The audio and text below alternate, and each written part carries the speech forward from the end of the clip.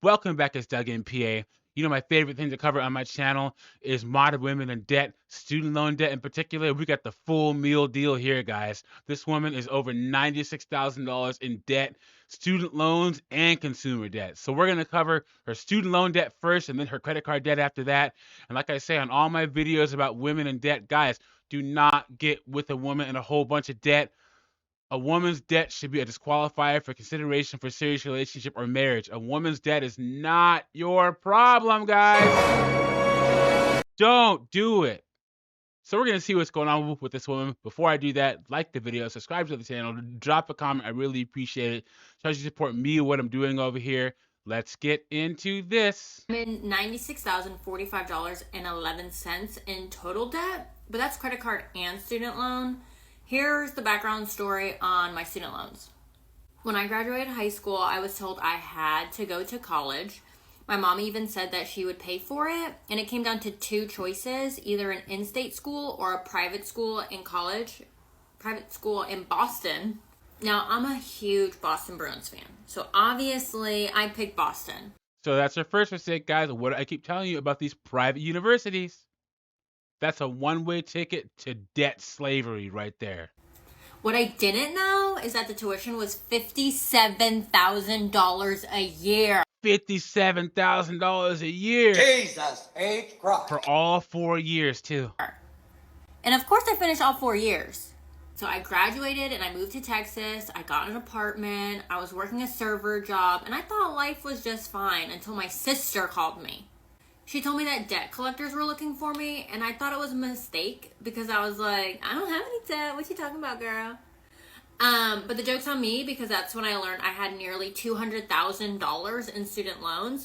So she had $200,000 in student loans and wasn't even aware that she'd have to pay it back. I keep telling you guys, the two reasons why women get these high-priced degrees that aren't worth the paper they're printed on is because they don't ever think that they're going to pay it back, or they think a guy like you is going to come along and save them. Only reason, guys.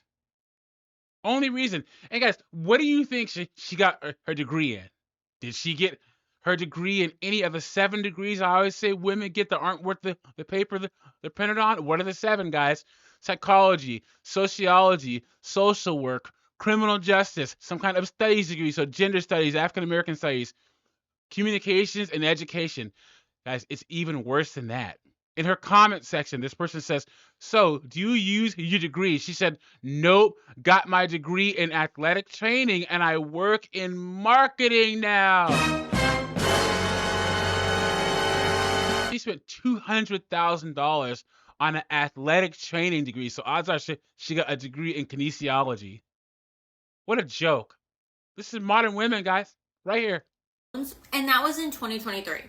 And that was in 2013. Now it's almost 2025 and I still owe $76,885. And at this rate, I'll have it paid off by 2038. I've been drowning in debt my entire adult life. Anyone in this much student loan debt too? Or is this, no, yeah? You're probably a doctor if you are. No sympathy, guys. Private university in Boston for an athletic training degree. And she's in marketing now. What did she think was going to happen? And I got to give her credit for paying off as much as she has of her student loans. She's paid off over $100,000 of it, so I got to give her credit for that.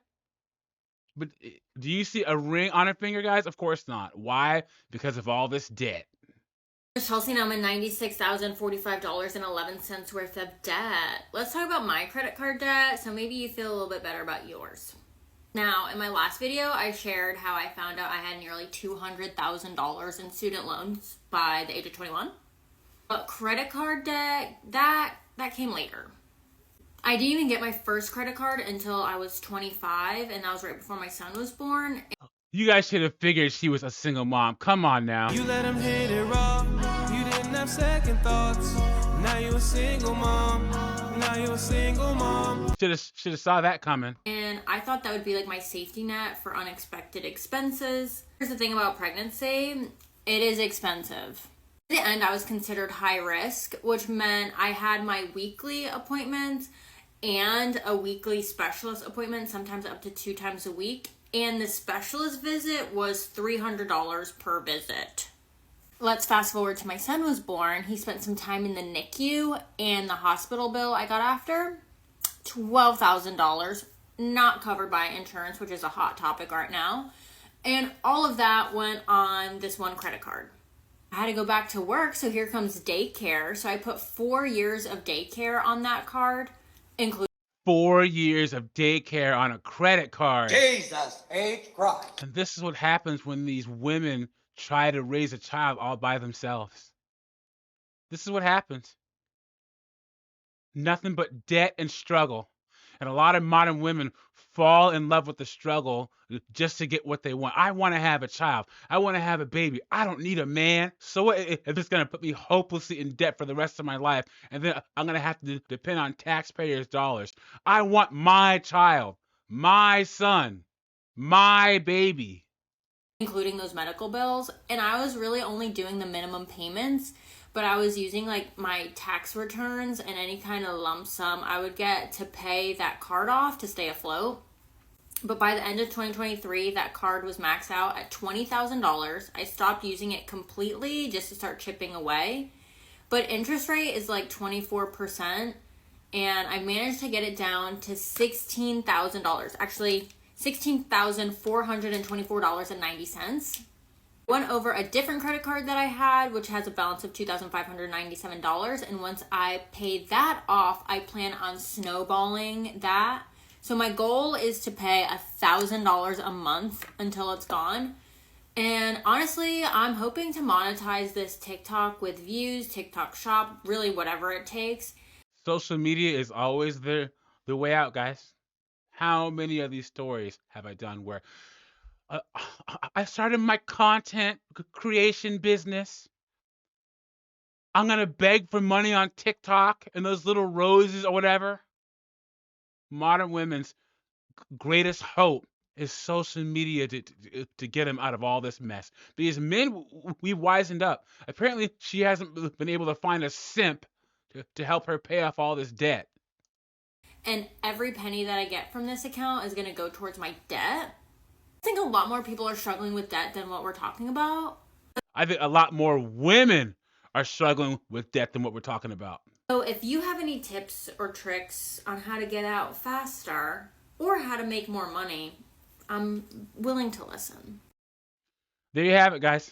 She's cooked. Cooked.